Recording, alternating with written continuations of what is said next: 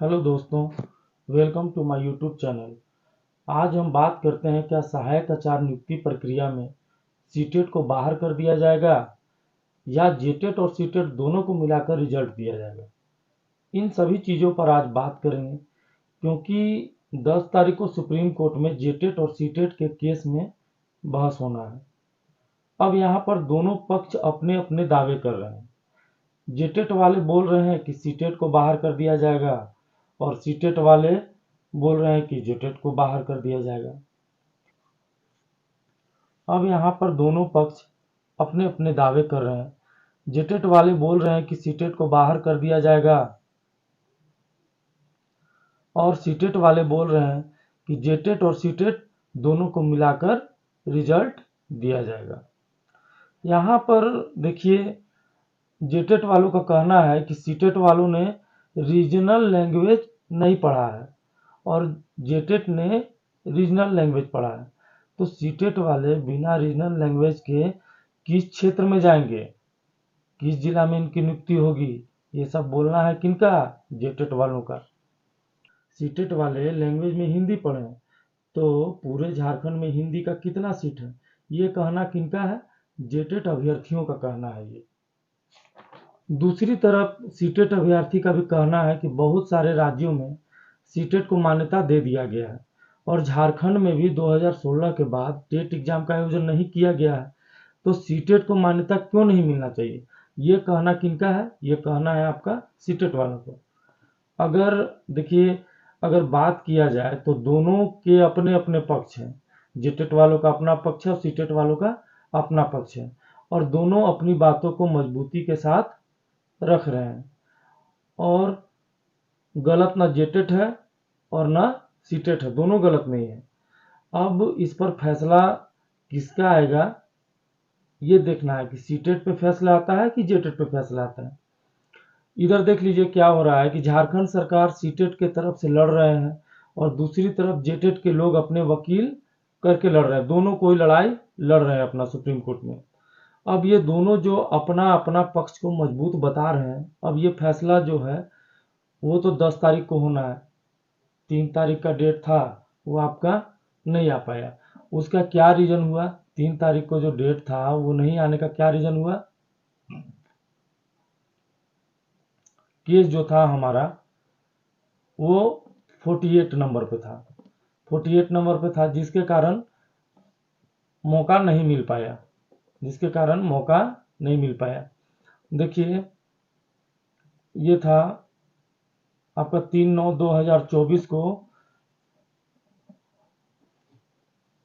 Honourable mister justice Manoj Mishra and honourable mister justice Rajesh Bindal, इनके द्वारा किया जाना था। लेकिन क्या हुआ कि उस दिन समय नहीं मिल पाया, 48 नंबर में पाया। तो अब देख लीजिए, ये आपका होगा, अगला डेट मिला है आपको। कितना तारीख को मिला है ये अगला डेट? अगला डेट आप यहाँ देख सकते हैं कि आपको अगला डेट 10 तारीख को मिला हुआ है। जेटेट के लोग और सीटेट के लोग आपस में खूब बहस कर रहा है, लोग गर्मा गर्म बहस हो रहा है। जहां भी मिल रहे हैं बैठ रहे हैं, गर्मा गर्म बहस हो जा रहा है आपस में। जेटेट का अलग कहना है, सीटेट का अलग कहना है। लेकिन इस बहस का कोई फायदा नहीं, आप समझ जाइए। ये आपस में लड़ने से कोई फायदा नहीं है। हम लोग सभी झारखंडी हैं, इसलिए आपस में लड़ना नहीं है। ये लड़ने से कोई फायदा नहीं है। हम और आप जेटेट और सीटेट वाले ये फैसला नहीं दे सकते हैं कि कौन नियुक्ति प्रक्रिया में भाग लेगा, कौन नहीं लेगा, कौन बाहर जाएगा या दोनों को मौका मिलेगा। ये हम और आप तय नहीं कर सकते हैं। लेकिन इसका फैसला कौन करेगा? इसका फैसला न्यायालय करेगा। लेकिन न्यायालय का फैसला जो होता है वो अलग होता है। आपके वकील किस प्रकार से प्रेजेंट कर रहे हैं इस पर डिपेंड करता है। बहुत सारे जेटेट अभ्यर्थी का कहना है कि आज तक झारखंड में जितने भी शिक्षक नियुक्ति हुई है उसमें केवल जेटेट को ही लिया गया है। और जब 2016 में शिक्षक नियुक्ति हुई तो उस समय भी सीटेट हुआ था। ऐसा तो नहीं था कि उस समय सीटेट नहीं हुआ था।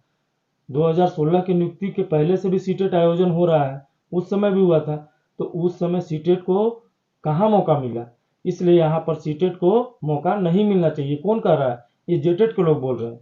लेकिन ये सीटेट का जो अन्य राज्यों में शिक्षक नियुक्ति में मौका मिला है और झारखंड में जेटेट का आयोजन 2016 के बाद नहीं हुआ था, इन तमाम पक्षों को लेकर के सीटेट वाले भी मजबूती के साथ अपनी बातों को रख रहे हैं। यही सब बात है, इन्हीं सब बातों को लेकर सीटेट भी अपनी बात को मजबूती से रख रहा है।